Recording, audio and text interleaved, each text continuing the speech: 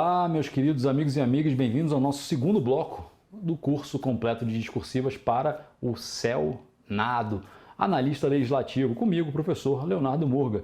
Estão gostando do curso, pessoal? Espero que sim.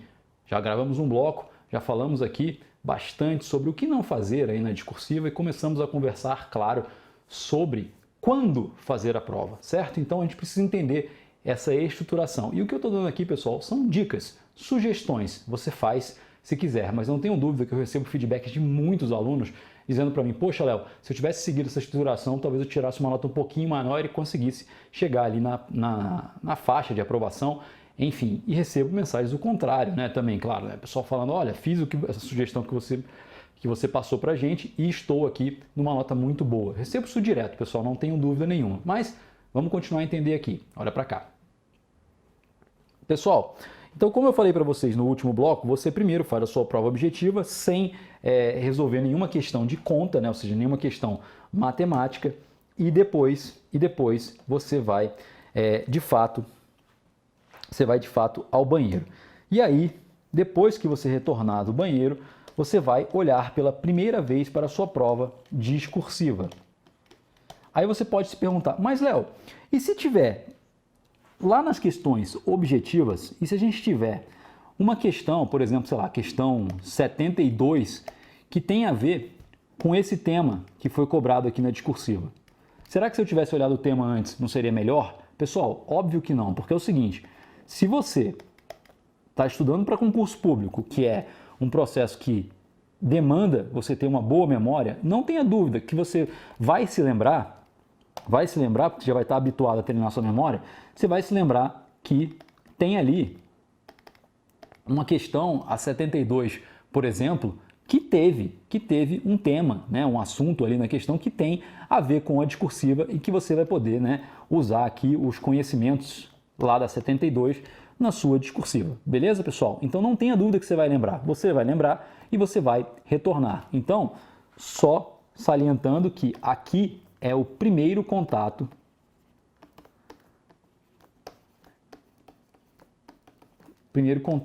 com com os temas, né?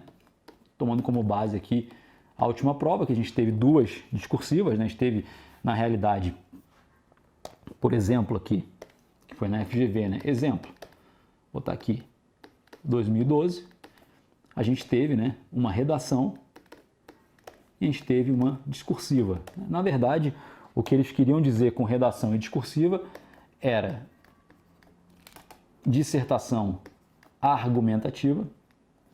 Vou botar outra cor aqui para não confundir com o vermelho aqui. Era dissertação argumentativa aqui.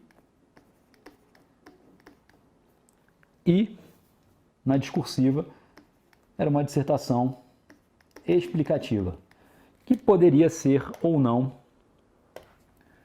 um estudo de caso. Estudo de caso é dissertação também, tá? Tudo isso a gente vai aprender. Tranquilo, pessoal? Então, é aqui que você toma o primeiro contato com o seu tema. Show! Terminou essa parte aqui, você faz o quê? Você vai no banheiro novamente. Você vai no banheiro novamente para dar uma relaxada. E aí, por fim, vou botar outra cor aqui, vou botar laranja. Em terceiro, você vai voltar para a sua prova objetiva. E aí sim você vai fazer as questões de conta. Questões matemáticas, tá? Você vai calcular por fim. Então, pessoal, por que a gente vai seguir essas três etapas, tá? 1, 2 e 3. Vamos entender aqui de uma maneira bastante lógica, tá? A primeira etapa, galera, ela é a etapa que você tem uma capacidade maior de controle do tempo. Ou seja, as questões que não são relacionadas à conta, ou seja, a cálculo, você consegue controlar mais ou menos o tempo que você tem que fazer. Ou seja, você fica ali bem certinho no tempo que você tem, ok? Show de bola, é um controle legal. Agora, quando você chega na discursiva, você tem um controle mais ou menos aqui do tempo.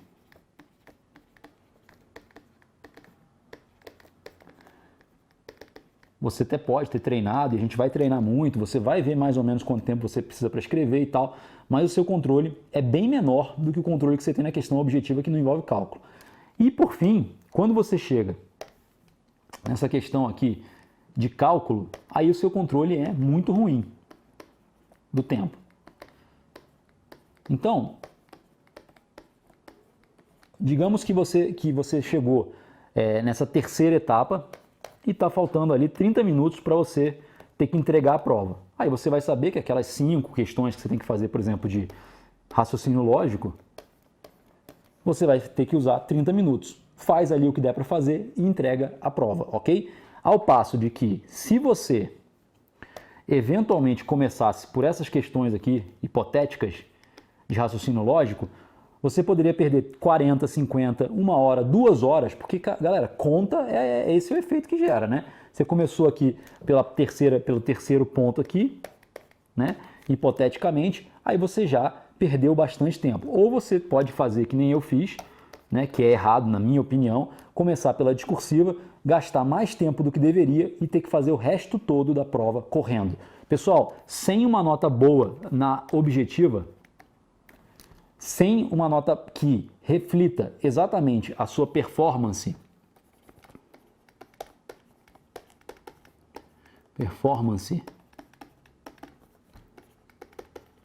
em casa, ou seja, no seu estudo, você certamente vai ter muita dificuldade de passar. Pessoal, eu falei para vocês, eu fiz 32 questões das 38 possíveis, né, porque tinham 2 anuladas, lá no Senado, certo? Dessas 32 questões aqui, galera, das que eu errei, no caso, das 6 questões que eu errei, 4 questões, 4 foram da tal da falta de atenção, porque eu já estava podre de cansaço, estava correndo. Ou seja, quando eu fui olhar para a cara dessas questões, galera, eu não acreditei que eu errei. Falei, como que eu errei isso? Eu sabia, eu estava muito bem preparado, certo? Então, isso aqui que fez eu perder o concurso do Senado, não quero que vocês percam, tá, pessoal? Então, se possível, vamos seguir essa ordenação aqui. Tudo isso aqui é uma sugestão, beleza? É uma sugestão de você fazer a prova de uma maneira mais ordenada, ok? Pessoal, próximo ponto aqui que eu acho interessante para a gente passar direto é a questão aqui já dentro da forma como a banca vai cobrar de vocês, CESP no caso, e a gente vai ter que conversar agora sobre a importância da legibilidade, ok? Importância da legibilidade. Primeira coisa que eu quero conversar com vocês é o seguinte, é a questão da letra boa. Vamos fazer aqui.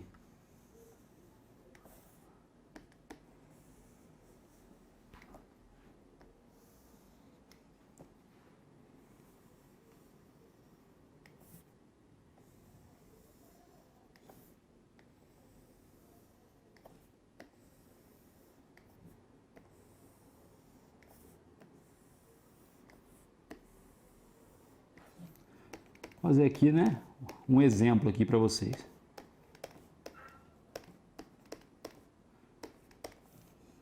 Então, vamos supor que isso aqui seja a folha de prova de vocês, tá bom? Mas, primeiro ponto aqui, né? Ponto 1, questão da letra boa. Galera, quando você escreve, você tem que escrever assim, ó. Léo, posso usar a letra de forma? Pode. Você vai usar a letra de forma fazendo uma clara diferenciação entre as letras maiúsculas e minúsculas. Beleza? Vai fazer uma clara diferenciação entre essas letras, mas você pode escrever assim, sem nenhum problema, ok? O que você não pode fazer é escrever as letras cavaladas, assim, ó.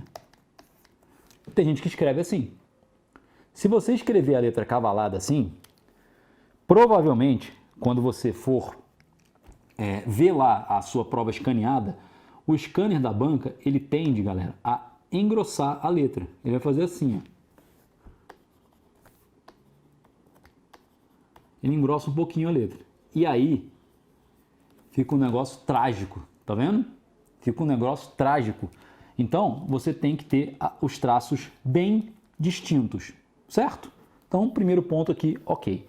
Segundo ponto, questão aqui de indicação dos parágrafos. Pessoal, vou botar azul aqui. Quando você for escrever aqui, por exemplo, escrever meu nome aqui.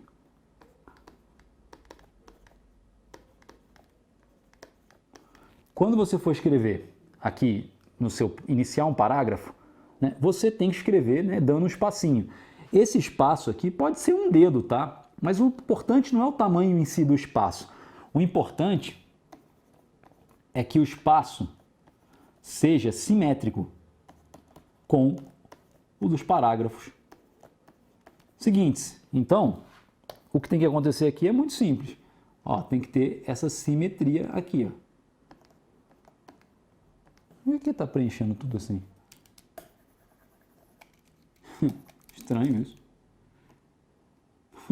Olha só, coisas estranhas estão acontecendo. Vamos lá, então beleza, pessoal. Tem que ter essa simetria. Fechou? Entendemos aqui esse ponto? Beleza, então. Isso aqui é a questão da indicação clara dos parágrafos. Outro ponto aqui relevante é isso aqui, ó. É a questão do respeito, vou botar aqui, ó, 3, do respeito às margens, certo? Respeito às margens. Como é que funciona isso? Também não estou entendendo porque que o negócio está colorindo aqui. Eu passo uma letrinha aqui, ele colore igual. Engraçado. Bom, depois a gente vê isso aí. Então, galera, o que é o respeito às margens? Você bota aqui, ó, Léo.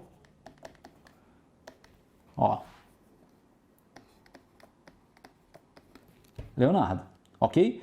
Perceberam que não tem espaço aqui? Não tem espaço entre o O e o traço lá que determina o final da linha? Não tem esse espaço. Então, o que você não vai fazer é escrever isso aqui, ó. Você fazer assim, ó. Léo, aí você deixou e fazer aqui, ó.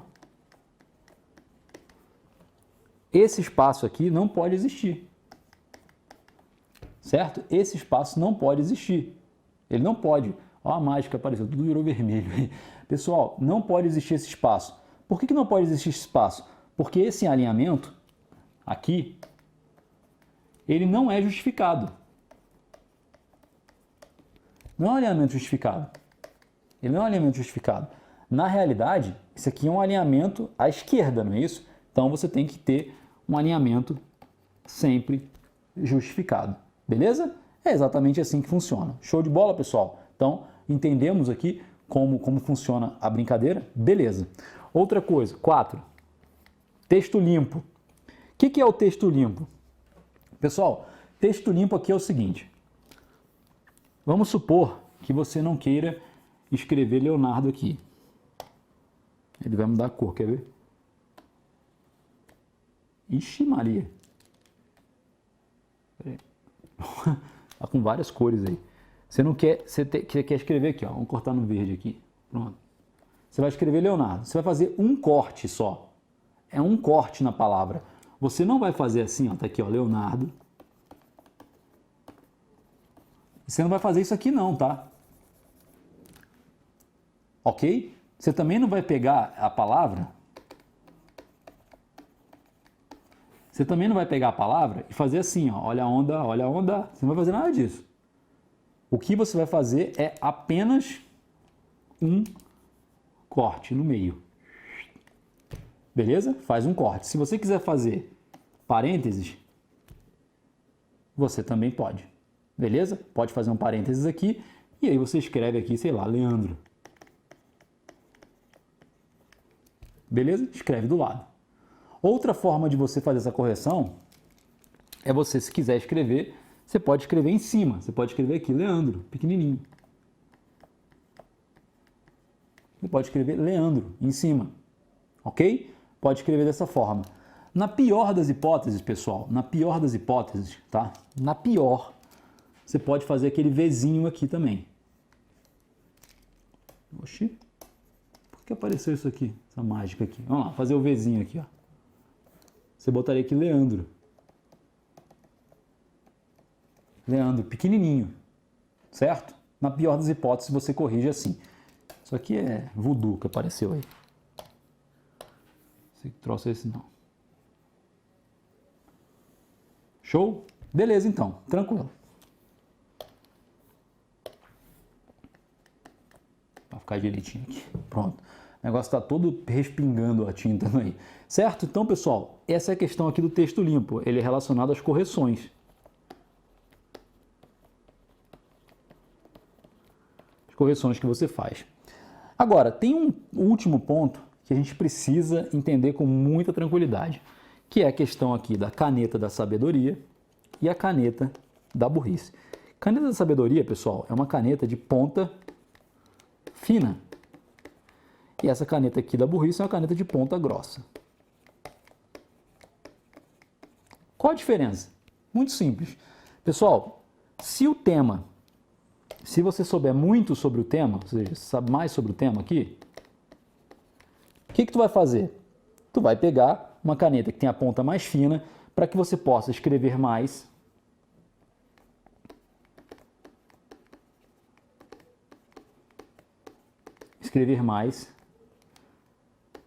sem perda de legibilidade. Beleza? Sem perda de legibilidade. Você consegue aí diminuir a sua letra, miniaturizar a sua letra. Agora, vamos supor que você não saiba tanto sobre o tema, você sabe menos sobre o tema. Ih, rapaz, o negócio vai mudando de cor mesmo. Você sabe menos sobre o tema, beleza? Você sabe menos sobre o tema. Então você pega uma caneta onde você consiga deixar a sua letra um pouco maior.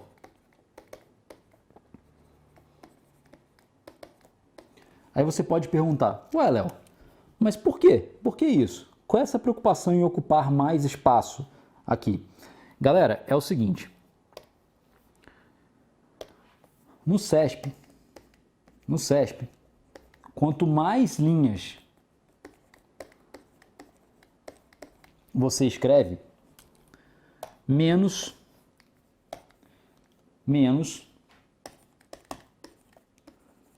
valem os erros de microestrutura.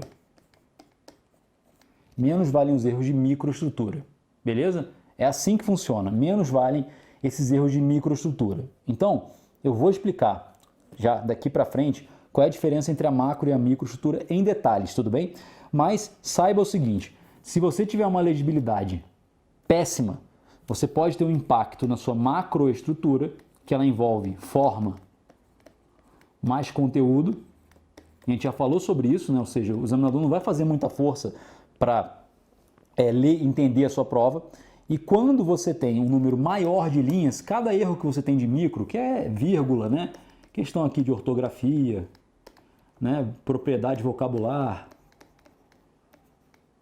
etc. Cada errinho que você tem pesa menos. Então, quanto mais você escrever, melhor. Aí você pode falar assim, se eu escrever mais chance de errar micro, verdade. Exceto se você usar a caneta aqui da burrice, né? Caneta de ponta grossa, porque você deixa sua letra maior, mais gordinha, ocupa mais espaço com o mesmo número de palavras. Então você tem que fazer esse tipo de treino, tá? Faça esse treino para você ter a noção de como escrever um pouco maior e um pouco menor. Seja com duas canetas diferentes, seja você usando a mesma caneta, você conseguir modular a sua letra dessa forma. Beleza, então? Então, pessoal, vamos continuar. Galera, o que não fazer nunca numa prova do CESP? O que não fazer nunca, certo? Continuando aqui a nossa caminhada para entender a lógica das discursivas. O que não fazer nunca? Galera, mandar recado para a banca, você não vai fazer isso. Desqualificar a banca, também proibido, né? Você não vai zoar a banca de maneira nenhuma. Fugir do tema, ou seja, fuga ao tema, ou fuga do tema. Fugir do tema, você não vai fazer isso, tá, pessoal? Você não vai fazer. E a questão da fuga não é simplesmente, por exemplo, o tema ser sobre banana e você falar sobre maçã.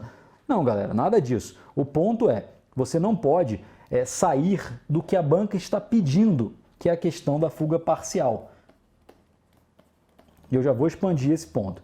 Por fim, de modo nenhum, você vai desrespeitar direitos humanos. Sobretudo para o pessoal que for fazer a área de processo legislativo e eventualmente possa ser pedido um assunto para você trabalhar ali uma proposição que tenha a ver com direitos humanos, você não pode desrespeitar direitos humanos numa prova de concurso, beleza, pessoal? Porque desrespeitar direitos humanos significa que você está desrespeitando a Declaração Universal dos Direitos Humanos e ela está aqui colocada para vocês, simplesmente para que vocês observem que tudo que está nessa declaração está embutido na Constituição Federal de 88. Tá o link aí para vocês, beleza? Continuando aqui, pessoal, vamos conversar agora sobre a questão aqui da fuga parcial do tema, tá? Vamos conversar aqui sobre esse ponto agora. Bora lá.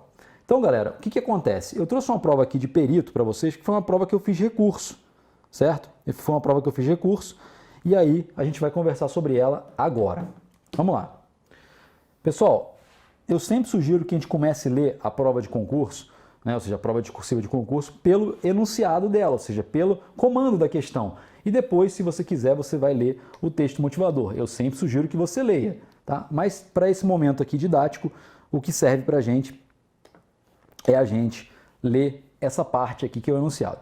Considerando os fragmentos de texto precedentes têm caráter unicamente motivador, redija, com base na legislação vigente no Brasil, um texto dissertativo acerca de registro, comercialização e destino final das embalagens de agrotóxicos. Então, já vamos fazer uma separação aqui. Tema: agrotóxicos. Concorda? Beleza. Aspectos. Vamos ver se ele vai mudar a cor aqui. Vamos lá. Aspecto 1, registro. Registro. Aspecto 2, comercialização. Aspecto 3, destino final das embalagens. Beleza? Ou seja, esse aqui era o texto para você virar perito de agronomia da Polícia Federal. Ok. Eu peguei um texto para recorrer que o rapaz fez o seguinte. Ele fez uma introdução e essa introdução tinha 5 linhas. Depois da introdução, o que ele fez? Ele fez isso aqui, ó.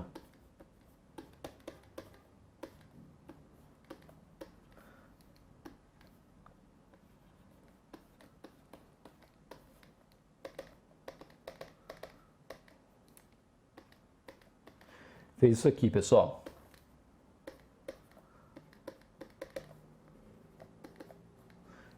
O que é isso aqui, ó? Ele gastou 10 linhas com essa brincadeira aqui. Isso aqui, galera, é o seguinte. Isso aqui é tiro, porrada e bomba. 10 linhas falando besteira aqui, água, que não tinha nada a ver. Aí depois, ele tinha 15 linhas, porque o total era de 30, para falar sobre registro, comercialização e destino final. 15 linhas, beleza? Ou seja, o que ele fez no texto dele? Ele jogou fora, dependendo da sua forma de observar, 10 a 15 linhas. Aí 50% do texto dele, ele jogou fora para poder só ter os outros 50% debatendo exatamente o conteúdo, ou seja, o mérito do texto. O mérito do texto, beleza? Ele jogou fora isso. Pessoal, isso aqui é a situação de fuga parcial do tema. É esse o caso. Fuga parcial do tema. Ele errou registro, comercialização e destino final? Não. Só que como ele só teve 15 linhas, os outros candidatos discorreram muito mais, de maneira muito mais completa, muito mais interessante, sobre o que a banca pediu e tiraram notas maiores. A nota dele não foi boa e ele acabou perdendo o concurso de perito criminal da Polícia Federal. Ou seja, concurso recente, tá, pessoal? Então, assim, por que ele falou esse tiro, porrada e bomba? Porque ele empolgou, ele quis falar dessa operação aqui, ele quis expandir essa questão da operação aqui, terra envenenada. Não tinha que fazer nada disso, pessoal, nada disso. Era para ele responder o que estava sendo pedido, ok? Então, mandou muito mal aqui, não deu para reverter o caso dele, né, no recurso. Show, pessoal? Então, fuga parcial do tema, cuidado com isso, tá? Então, pessoal, seguindo aqui um pouco do nosso momento, a gente vai falar aqui rapidamente sobre a introdução da estrutura geral para a gente já partir depois para o próximo bloco, ok? Então vamos entender o seguinte. Pessoal, via de regra, a gente tem 3 tipos. Na verdade, teria até um quarto tipo aqui, que seria a peça técnica, né?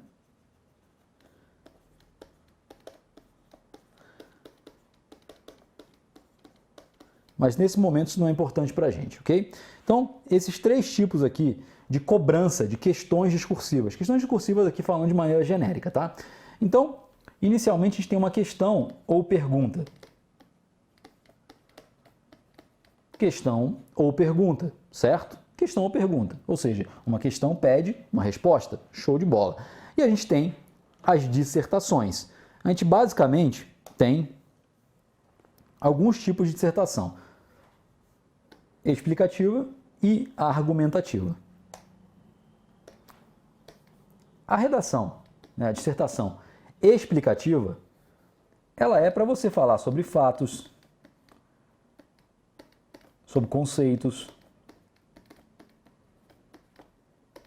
sobre conhecimento técnico. Aqui, pessoal, não há opinião, certo? Simplesmente uma redação técnica. Show.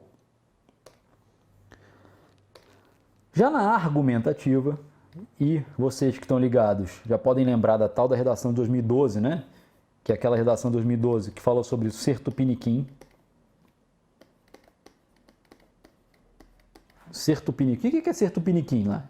Dissertação argumentativa de APL 2012 do Senado, beleza? Aqui, pessoal, é uma questão de opinião. Mas não é uma opinião qualquer, é uma opinião técnica. Ou seja, você dá o seu ponto de vista e você vai respaldar, vai dar um respaldo técnico. Ou seja, não é porque sim, tá? Não é Castelo Rá-Tim-Bum, beleza, pessoal? Não é porque sim, não é resposta, senta que lá vem a história, tá? Não é isso, tá? É opinião técnica, é respaldo técnico. Ou seja, você pode ter aí visões divergentes sobre o mesmo assunto, só que sem nenhum problema, você vai fazer esse respaldo técnico. E o estudo de caso, na verdade, ele é uma dissertação também, só que vai tratar, assim como no caso de uma peça técnica, sobre um caso concreto.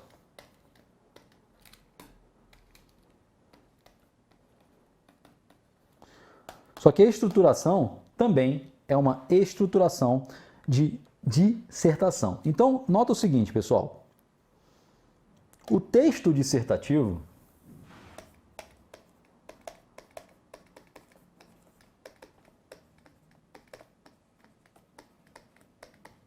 que é o que você tem que fazer na prova, né? Eles colocaram, inclusive, na prova lá, faça o texto em prosa. Texto dissertativo, beleza? Não se preocupa com isso, não. Texto dissertativo, você pode ter aqui,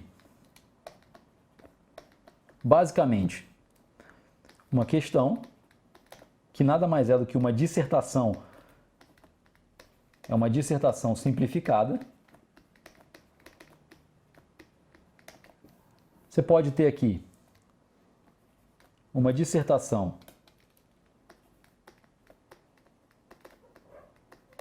abstrata, que seria uma dissertação. Quando eu estou falando aqui abstrato, pessoal, estou falando aqui sobre conceitos, né? Sobre análise em abstrato, tá? Estou falando que é uma redação filosófica, nada disso não. Ou você pode ter aqui, claro, uma dissertação concreta, né? Ou seja, um caso concreto, que seria aqui, né, o estudo de caso. Então, o texto dissertativo, a base é sempre a mesma. Então, o fato de ser uma dissertação mais simplificada, que é o caso de uma questão, não desnatura o caráter dissertativo do texto. E para fazer esse caráter dissertativo do texto, você vai ter que trabalhar um negócio chamado padrão clássico de discurso. É exatamente isso. E a gente vai aprender o nosso padrão clássico de discurso no próximo bloco. Até lá!